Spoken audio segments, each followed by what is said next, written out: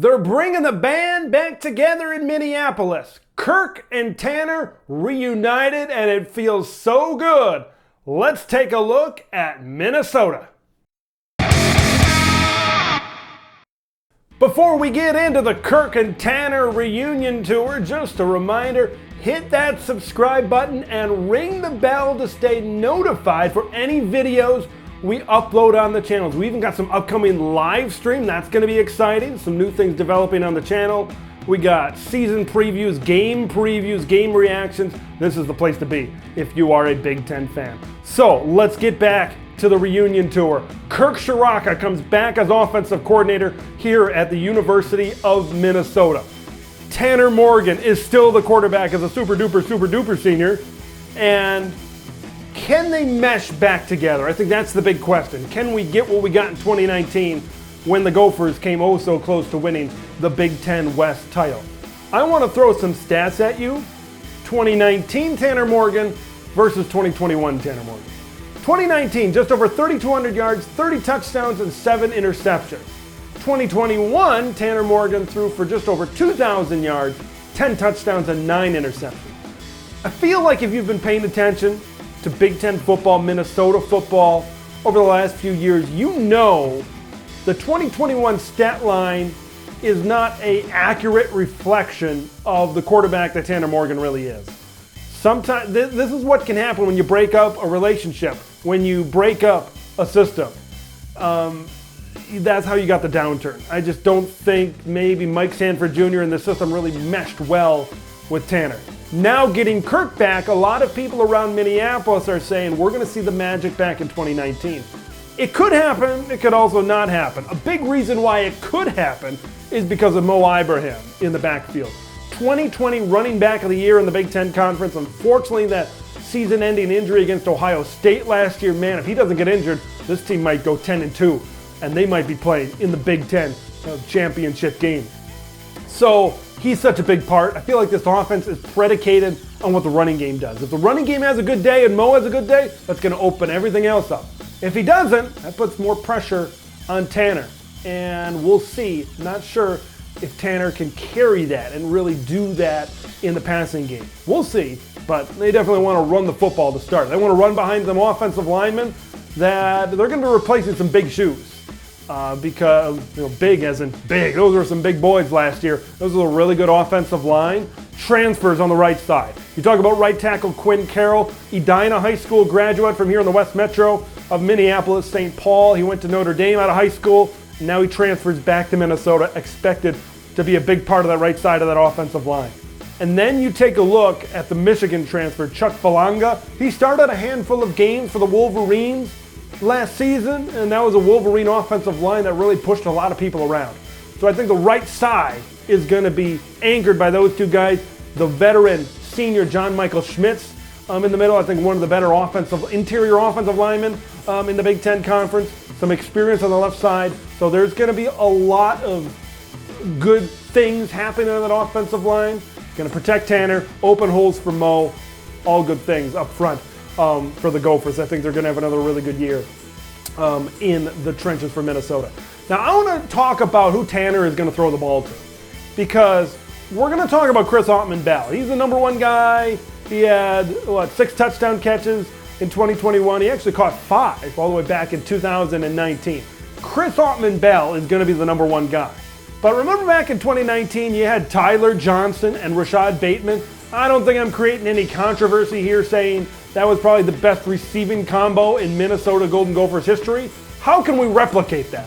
Well, a big part of that is lining Dalen Wright on the other side of Chris Autman-Bell. If you watched him last year, you saw just how good he can be. He's on the Earl Campbell Tyler Rose Award watch list. A handful of guys to really step up and be some of the better players in college football this season. Although last season, he had 20 yards per catch. I kind of watched some film on him from the Ohio State and a few other games last year. When he gets open, he can catch, and those long legs and those long strides can get down the field very quickly. So watch out for him. They got a plethora of other wide receivers in this offense. The top 5 pass catchers from last season all return. You look at guys like You look at Brown Stevens, you look at Daniel Jackson, you look at a variety of guys that are all going to be involved in some way. And I think this is going to be a solid passing game. I'm not sure if it's going to be quite at the level of 2019, but I don't think it does. I don't think it needs to, I should say, because this running game, I think, is going to be really, really good. And they just need balance. They need that balance. Some games last year, they didn't have the balance. They didn't have the threat to be able to throw the football and push it down the field and go on long drives. They need that threat.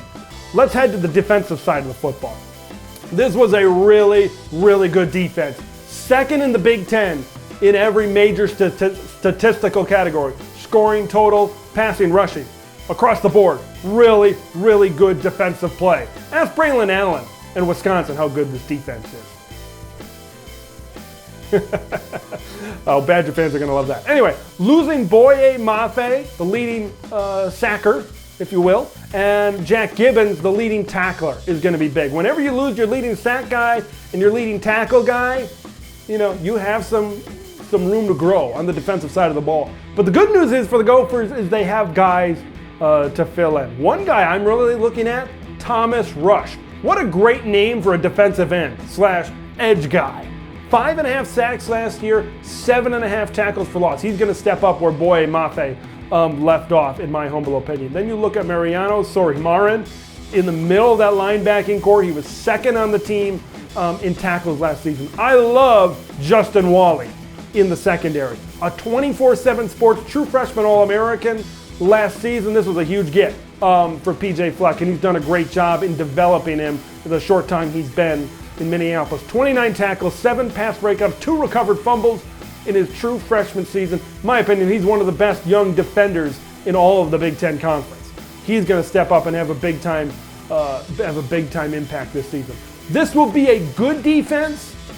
TBD if it gets to that level. Mo being second in the conference in all those categories, that's saying something. That's saying something. They did a really good job against the run.